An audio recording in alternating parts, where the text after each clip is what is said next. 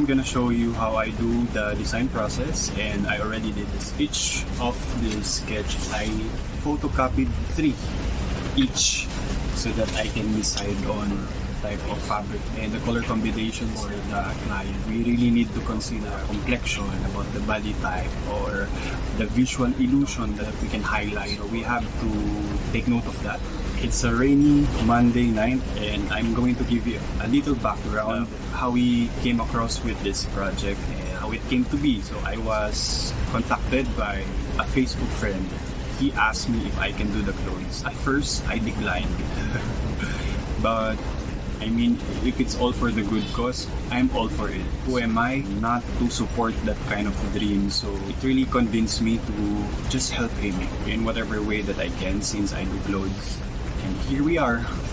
And the funny thing about the whole situation is I actually joined a competition last year and I represented this place. So he is now my successor. He will be representing the same place on the same competition. It's going to be a regional competition first, and whoever will win will compete for the national. So I am very much familiar with the culture, with the type of artistic direction that we really want to elevate and we want to exhibit. This is the design for the modern Barong, and as you can see, it's actually inspired from Kalasag. Those ethnic groups, most especially in Mindanao, they really use Kalasag or shield, as you may call it in English. And since it's a modern Barong, we can pretty much experiment and do whatever we want creatively. I will also still going to decide on the type of color and fabric that I will be using to create this modern Barong. See, the details will be strongly influenced by the Muslim community. So there will be the okil or the okir, but the curve, a very brief background about it. The Muslims actually cannot use human figure on whatever decorative or their art, because only God can create or replicate such creation. So what they used to do in the early times was they imitate the shapes, forms, and colors of nature and animals. That's why it's really influenced in their art, in their culture, and as well as in their clothing. So I made 4 copies. So since I decided that I really wanted to be a serious content creator and I really wanted to focus on my YouTube or all of the social media or informative platform that there are in the internet, so I would really like to maximize it. So here comes the opportunity. Somebody asked me to do clothes for them. So that's why it's a perfect opportunity for me to showcase it here and show you guys how I do it from the beginning and up to the end. I hope you will stay tuned up to the end. We have so much process to do and I'm gonna do it alone. I don't have any assistant. It's a one-man show, but most importantly, it's the guys in bed that will perform on stage and will carry all these clothes with all his might, and hopefully he will win the competition. So good luck to you.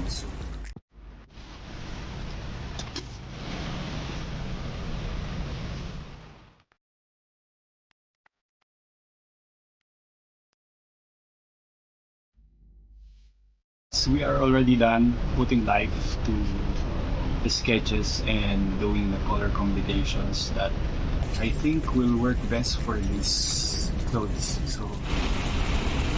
So far so good. I already have an idea as to which one of these I will be pursuing to make the modern Barong. So out of all the 4, which color combination is your most favorite? Write your comment down below and just let me know, and let's just see what color combination I will be making for the final outcome that our candidate will be wearing. So the whole process is still far from over and we have a long way to go. So after finalizing the color combination for the modern Barong, we will now going to proceed making the pattern for this costume. So tell me which one is your favorite. I'm very sorry for the background noise. It's raining cats and dogs right now. And we shall now proceed to the process of pattern making. So at this point, we need 9 materials. Number 1, very important, is tape measure. the regular 12-inch straight ruler, French curve, curved ruler, meter stick, of course the pattern paper, or usually I use just a plain old Manila paper, of course to write something and to mark something for it to be visible, pencil, then the sketch for the guide of the design.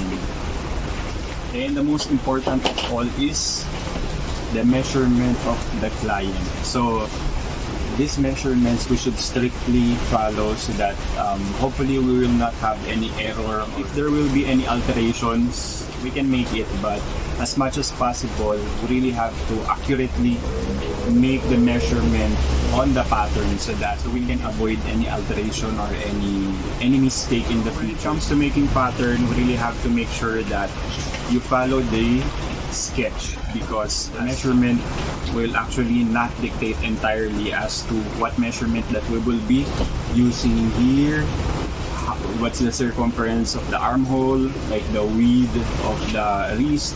It will always depend on the design. Sometimes it's gonna be wider, sometimes it's gonna be closer and fitted to the body.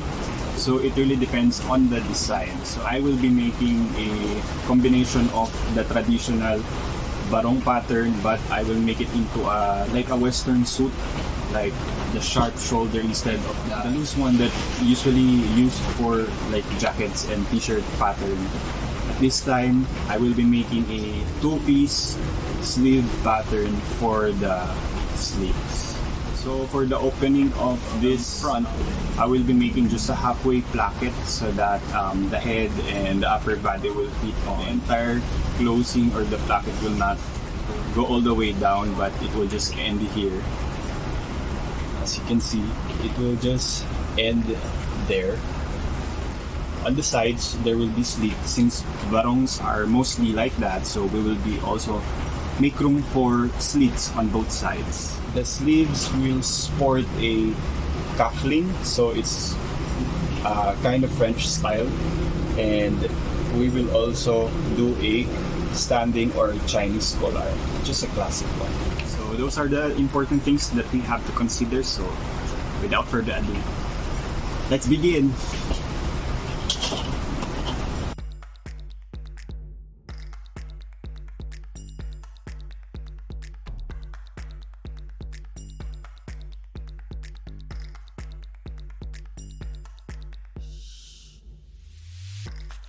Oo nga pala guys, I forgot to mention one very important material in making pattern for clothes is scissors. So I have plenty of scissors here, and this is a ref magnet that I got from, it's a souvenir. So it's one of the places that we stayed during the national competition during Hari ng Pilipinas. So this one is in, saan ba? Medyo nakalimutan ko. The Valley of Nueva Ecija. So yes, I remember, Camp Paraiso. So yun. Brings back memories. So let's now cut the pattern.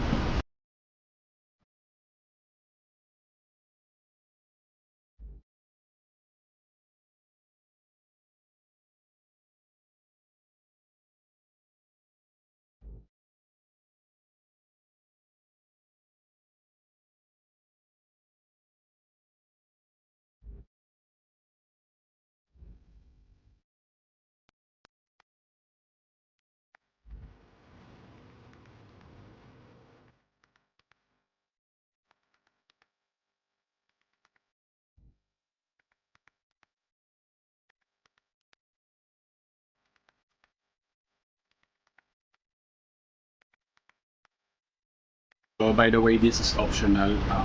If you have a tracing wheel, you can also use this whenever you do patterns. And the usage of this is for you to make one side, and if you want to make another copy and make it symmetrical, you can just trace the one side, just roll it so that it will be marked on the other side, like beneath. Because as you can see, as I folded the center, and I'm gonna use the tracing wheel so that I can transfer like the exact measurement on the other side. That's why a tracing can really come handy. So also consider that.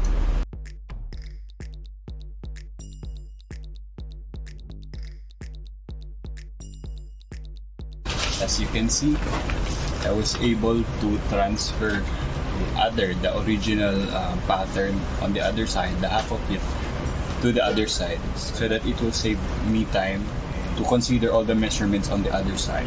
So it's going to be very symmetrical.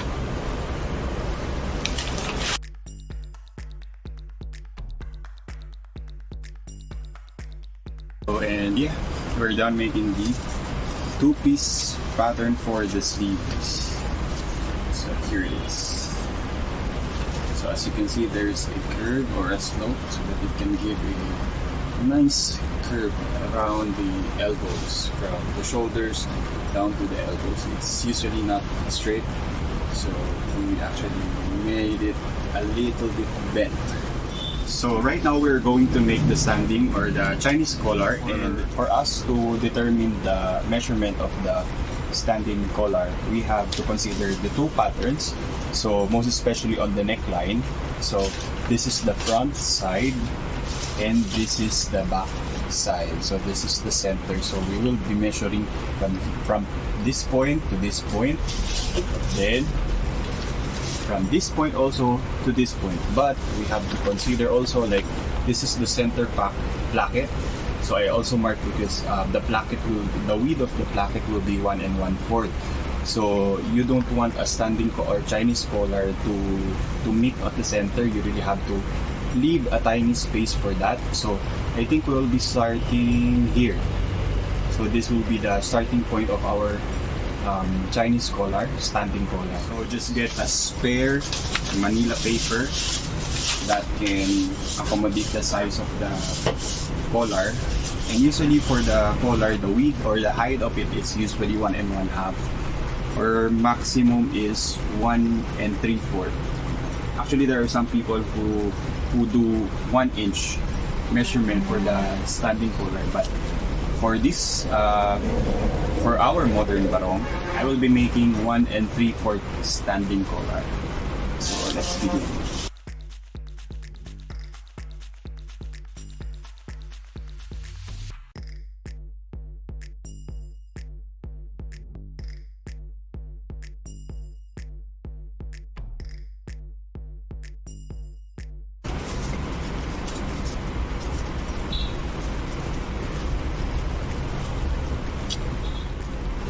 So hindi ko to measurement, that's why masyado siyang masikip for me. So this one, as you can see, I already marked the designs that we'll be making for the embellishment for the front.